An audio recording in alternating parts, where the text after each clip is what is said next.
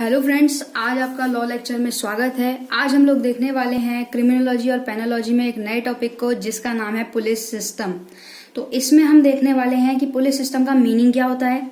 उसके बाद हम लोग देखेंगे कि पुलिस सिस्टम की जो है पावर्स और फंक्शन क्या होते हैं। थर्ड वन हम लोग देखेंगे कैटेगरीज क्या होती हैं। फोर्थ वन हम देखेंगे कि पुलिस सिस्टम इंडिया में क्या है। And fifth and last one हम लोग देखेंगे कि सजेशन क्या है कि पुलिस सिस्टम को इम्प्रूवमेंट कर सके। तो चलिए शुरू करते हैं। सबसे पहले हम बात करते हैं पुलिस सिस्टम के मीनिंग की। तो भाई पुलिस सिस्टम दो वर्ड से मिलके बना, पुलिस और सिस्टम। पुलिस हम सब लोगों के माइंड में एक ही चीज घूमी। कुछ लोगों के माइंड में जो है व्हाइट ड्रेस में जो है ट्रैफिक पुलिस दिखी। कुछ लोगों के माइंड में 90% लोगों के माइंड में जो है ब्राउन ड्रेस में, खाकी ड्रेस में जो है जनरल पुलिस दिखी। तो सबसे पहले मीनिंग की बात करते हैं। तो पुलिस क्या है? पुलिस एक तरीके से एक पुलिस सिस्टम जो है एक एजेंसी है जो कि बेसिकली क्या करती है, मेंटेन करती है लॉ एंड ऑर्डर को सोसाइटी के लिए। अब पुलिस हेल्प करती है किस चीज के लिए? एडमिनिस्ट्रेशन को हेल्प करती है, एडमिनिस्ट्रेटिव को हेल्प करती है कि वो इन्फोर्स करवा सके लॉ को और रूल एंड रेगुलेशन पब्लिक के लिए जिस तरीके से है। उसके बाद बात करते हैं अकॉर्डिंग टू सदरलैंड। उन्होंने ये कहा कि जो पुलिस है वो इंडिकेट करती है, एक तरीके से रिप्रेजेंट करते हैं स्टेट को, जिनके ऊपर रिस्पॉन्सिबिलिटी रहती है कि क्या रिस्पॉन्सिबिलिटी रहती है कि वो लॉ एंड ऑर्डर को मेंटेन करेंगे। अब बात करते हैं इनकी ड्यूटी क्या है। तो इनकी ड्यूटी ये है कि ये सर्व ह्यूमैनिटी सर्व करेंगे। सेकंड वन जो है एक तरीके से लाइफ सेफगार्ड रहेंगे, लाइफ और प्रॉपर्टी का, पीपल की जो पब्लिक की जो लाइफ है और प्रॉपर्टी है उसके एक तरीके से सेफगार्ड रहेंगे। थर्ड वन क्या है? प्रोटेक्ट करेंगे इनोसेंट पर्सन को प्रोटेक्ट करेंगे किसके अगेंस्ट? जिस तरीके से जो क्राइम हो रहा है उसके अगेंस्ट। फोर्थ वन हेल्प करेंगे वीक पर्सन की। And fifth and last one is pay respect to the constitutional right, equality and justice के जो है कॉन्स्टिट्यूशनल राइट जो है उसको ये लोग देखेंगे। अब उसके बाद बात करते हैं इनकी पावर्स और फंक्शंस क्या हैं। तो भाई इनके पावर्स और फंक्शन ये है कि सबसे पहला तो इनका पावर और फंक्शन ये होता है कि ये प्रिवेंट करेंगे, प्रिवेंशन ऑफ क्राइम को। कभी भी कोई क्राइम होता है तो सबसे पहले क्या होता है, 100 नंबर पे आप डायल करके पुलिस को बुलाते हैं। तो पुलिस की पहली ड्यूटी ही ये बनती है कि वो उस प्लेस पर, उस स्पॉट पर पहुंचे जहां पे इस तरीके की कोई घटना हुई है, ठीक है, और पूरा एक तरीके से ब्यौरा ले। सेकेंड वन क्या रहता है? Arrest of offender. अब क्या है, अगर विदाउट वारंट है, विदाउट वारंट वो कब करेगी? जब कॉग्निजेबल ऑफेंस होगा, और विद वारंट जब होगा जब नॉन कॉग्निजेबल ऑफेंस होगा। तो कॉग्निजेबल ऑफेंस वो होता है जैसे कि जमानती और गैर जमानती, जिसमें जमानत मिल सकती है और जिसमें जमानत नहीं मिल सकती है। तो विद वारंट होगा और विदाउट वारंट। अब विदाउट वारंट कौन सा होगा? विदाउट वारंट होगा कॉग्निजेबल, और विद वारंट कौन सा होगा? विद वारंट होगा नॉन कॉग्निजेबल, गैर जमानती। उसके बाद बात करते हैं, अब उसमें क्या है, उसमें एक चीज है कि वो जो है ऑफेंडर को अरेस्ट करेगी, जिसने ऑफेंस किया है उसको कोर्ट वगैरह ले जाएगी, प्रॉपर प्रोसेस वगैरह होगा, ठीक है। Third one is execution of the order of the court की तरफ से जो भी उसके बाद ऑर्डर आएगा कि भाई इसकी प्रॉपर्टी अटैच कर लो या अरेस्ट कर लो या मतलब जो भी है ट्रायल वगैरह चलेगा, तो वो सब जो है कोर्ट की तरफ से जो भी ऑर्डर होंगे उसको एग्जीक्यूट कौन कराएगी? पुलिस कराएगी। अब उसके बाद क्या? Fourth point, search, inquiry and interrogation. Search, inquiry and interrogation क्या है? कोर्ट की तरफ से जो है ऑर्डर आएगा, ठीक है, सर्च का। आपने देखा होगा कई बारी सर्च का वारंट होता है तो पुलिस क्या होती है, घर में जाके जो है सर्च करती है इस तरीके से, या प्रॉपर्टी पे जाके सर्च करेगी ऑफेंडर की, ये सारी चीजें होती हैं। तो वो सर्च करती है और इंक्वायरी करती है, पूछताछ वगैरह करती है। Fifth one is traffic control.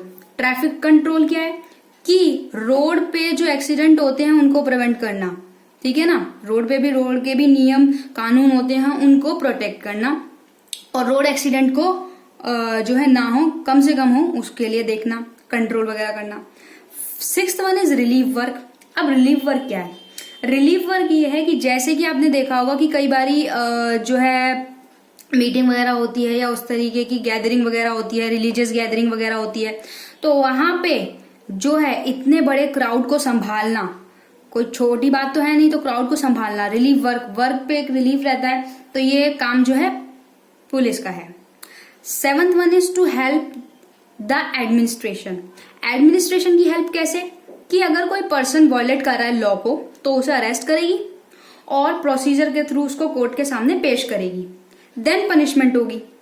कुछ पीपल का जो यहाँ पे ओपिनियन है वो ये रहता है कि जो लॉ एंड ऑर्डर को फॉलो करते हैं वो इसलिए नहीं करते कि वो फॉलो करना चाहते हैं, वो इसलिए करते हैं कि पुलिस के डर की वजह से। कुछ लोगों के ऐसे ओपिनियन है। 3rd वन हम बात करते हैं कैटेगरीज की, कैटेगरीज ऑफ पुलिस। वैसे तो पुलिस का अगर देखें तो एक बहुत वाइड कॉन्सेप्ट निकल के आएगा, बट कुछ यहाँ पे दे रखे हैं। Number 1 general police. General police हम सब लोग जानते हैं, स्टेट की जो पुलिस होती है, हर स्टेट की अलग अलग होती है, सेंट्रल की अलग होती है, जो कि आपको ब्राउन ड्रेस में या खाकी वर्दी जिसको हम कहते हैं। ट्रैफिक पुलिस अच्छा, जनरल पुलिस में एक चीज है, इनकी पोस्टिंग वगैरह थाने वगैरह में होती है। ट्रैफिक पुलिस से याद आ रहा है व्हाइट शर्ट और ब्लू पैंट में जो होते हैं ट्रैफिक पुलिस, जो कि ट्रैफिक को कंट्रोल करते हैं, उसको सही देखते हैं। 3rd one is military police. Military police क्या होती है, अब हम सभी लोग जानते हैं कि हमारे पास 3 सेनाएं, जल, थल और वायु, यानी कि आर्मी, नेवी और एयरफोर्स। तो इसमें क्या है, कोई भी एक दूसरे के उसमें इंटरफेयर नहीं करता। एयरफोर्स की अलग फोर्स है, ठीक है, और अलग मिलिट्री पुलिस है, नेवी की अलग है और आर्मी की अलग है। तो ये मिलिट्री पुलिस के अंडर में आएंगी category. 5th one railway police. Railway police वो होती है जो रेलवे पे तो कोई क्राइम होते हैं या रेलवे के जो लॉ एंड ऑर्डर है उनको मेंटेन कराती है। रेलवे स्टेशन पे आपने देखे होंगे छोटे छोटे वो भी बने होते हैं थाने टाइप से, ठीक है। तो वो रेलवे की जो प्रॉपर्टी होती है या रेलवे में इस तरीके का अगर कोई क्राइम हो जाता है तो उसको देखती है, तो ये रेलवे पुलिस होती है 4th कैटेगरी। 5th कैटेगरी है वुमेन पुलिस। अब क्या है कि ये चीज हम सब लोग जानते हैं कि वुमेन पुलिस के लिए क्या होता है, वुमेन पुलिस इसलिए कि जो मेन को अरेस्ट तो मैन ही कर सकता है और फीमेल को अरेस्ट करने के लिए वुमेन पुलिस होती है, ठीक है। तो ये वुमेन पुलिस इसकी कैटेगरी हो गई। 6th one is criminal investigation branch of police. ये पुलिस तब आती है जब कुछ केसेस ऐसे होते हैं क्रिमिनल इन्वेस्टिगेशन के लिए, तो ये इन्वेस्टिगेशन पर्पस के लिए आती है और जनरल पुलिस के तरीके से हेल्प करती है। इन्वेस्टिगेशन इसका बेसिकली काम होता है और केस की पूरी डिटेल करना, इन्वेस्टिगेट करना, ये करके उसके बाद जो डिटेल होती है वो जनरल पुलिस को देती है और उसके बाद जो भी प्रोसीजर होता है कोर्ट में जाता है, आगे सारी चीजें होती हैं। तो ये हम यहाँ तक कैटेगरी समझ गए। चलिए नेक्स्ट पॉइंट देखते हैं। नेक्स्ट पॉइंट है the reason for the failure of police system in India. India में क्या है, तो इंडिया में सबसे पहला फेलियर सिस्टम यह है misuse of power bye police. Power जो पुलिस को मिली हुई है उसका मिसयूज करती है, एनकाउंटर का जो एनकाउंटर वगैरह होते हैं क्रिमिनल्स के और इस तरीके की जो चीजें होती हैं, ठीक है ना। तो ये एक तरीके से मिसयूज यहाँ पे बहुत होता है, जो कि हम इसको एक फेलियर भी बोल सकते हैं। गैंग्स और रॉबरी वगैरह ये सब होती हैं, तो इन लोगों को पता होता है ये सारी चीजें, सबको नहीं बट कुछ ऐसे होते हैं। और इसमें क्या है, हेटेड करते हैं, फियर करते हैं, माइंड जो पीपल के माइंड में है ना एक तरीके से हेट की भावना होती है यहाँ पे। 2nd one is oppressive policy. Oppressive policy में क्या है, ऑपरेसिव पॉलिसी में यह है कि मेंटेन करना लॉ एंड ऑर्डर को सोसाइटी के लिए, लेकिन कॉमन पीपल की भी हेल्प करना है। अब इसमें ऑपरेसिव एटीट्यूड रहता है, जैसे एग्जांपल से समझ सकते हैं, लाइक लाठी चार्ज है, फायरिंग है, ठीक है, आंसू गोले हैं, उस तरीके की चीजें। 3rd वन बात करते हैं करप्शन की। ये बहुत इंपॉर्टेंट रीजन है करप्शन, यानी कि भ्रष्टाचार। एवरी गवर्नमेंट डिपार्टमेंट में हम ये लोग देखते हैं, पर पुलिस डिपार्टमेंट में जो है पीक पॉइंट पे है। यहाँ पे मैं एक चीज क्लियर कर दूं, यहाँ पे ये बात बिल्कुल नहीं कही गई है कि एवरी पुलिस ऑफिसर जो है वो डिसऑनेस्ट और करप्ट होता है, बट जो हमें कह सकते हैं कि बड़े पैमाने पे अगर देखा जाए एक तरीके से इस तरीके की जो एक्टिविटी है वो करते हैं, तो मेजॉरिटी में करप्शन का आता है। 4th one is shortage of staff. Staff की कमी है, स्टाफ की कमी है, भर्ती भाई तुमने कम किया है, स्टाफ अगर कम है तो अब क्या है, वीआईपी कंट्रोल में जो है पुलिस ऑफिसर लग गए। अब क्या है, अगर नॉर्मली कोई क्राइम होता है तो वहां पे जो है वो नहीं लग पाएंगे, तो स्टाफ की कमी भी एक तरीके से फेलियर सिस्टम देखा जाता है। 5th one is lack of cooperation of public. Public भी कहीं ना कहीं कॉर्पोरेट नहीं करती। ठीक है, उनका एक माइंडसेट रहता है कि पुलिस जो है ऑर्डिनरी जो है स्कैर्ड रहता है, पुलिस के लिए डर रहता है। कोई भी चीज होती है तो पुलिस के पास जाने से हेजिटेट करते हैं कि नहीं इतना लंबा प्रोसीजर चलेगा, वो क्या होगा क्या नहीं होगा। तो एक तरीके से पोटेंशियल जो है विटनेस जो है रियल का रहता है, तो एक इमेजिनरी फियर बन जाता है, एक डर बन जाता है लोगों के मन में। तो यहाँ पे देखने को मिल सकता है कि पब्लिक के बीच और पुलिस के बीच एक तरीके से लैक ऑफ ट्रस्ट या लैक ऑफ देखने को मिलता है कि फियर की वजह से वो सब चीजें नहीं करते। 6th वन हम लोग बात करते हैं lack of proper training. Proper training नहीं दी जाती। प्रॉपर अगर ट्रेनिंग दी जाएगी तो क्रिमिनल प्रोसीजर कोड पे प्रोबेबली ये देखा जाता है कि एक गुड और सिंपैथिक बिहेवियर जो है पब्लिक के लिए नहीं रहता, एक प्रॉपर ट्रेनिंग नहीं रहती। अगर एक प्रॉपर ट्रेनिंग रहेगी पब्लिक के लिए जो सिंपैथी बिहेवियर है, अब वो चीजें अगर रहेंगी तो अब इनकी जो है ट्रेनिंग को एक तरीके से बोल सकते हैं कि ट्रेनिंग में लैक ऑफ रहता है। 7 वन बात करते हैं पॉलिटिकल इंटरफेरेंस। तो हमने ये चीजें बहुत बार देखी, अगर एग्जाम्पल के थ्रू समझे कि लाइक अगर किसी को भी इस तरीके से अगर जैसे टैक्सी वगैरह ड्राइवर को इस तरीके से कर दिया जाता है तो इनकी ट्रेड यूनियन वगैरह होती हैं तो वो आके जो हड़ताल वगैरह करती हैं, एक पॉलिटिकल जो है एनफोर्स बनाती हैं, एक इनफोर्स रहता है, एक दबाव रहता है, तो जिसकी वजह से एक पॉलिटिकल इंटरफेरेंस रहता है और वहां पे उनको छोड़ना पड़ जाता है कि भाई जो आपने जिस व्यक्ति को अरेस्ट किया है आप उसको छोड़ो, रिमूव करो, उसको निकालो। तो पॉलिटिकल इंटरफेरेंस भी एक तरीके से देखने को मिल सकता है इंडिया में, जिस तरीके का फेलियर सिस्टम वो इस वजह से भी है।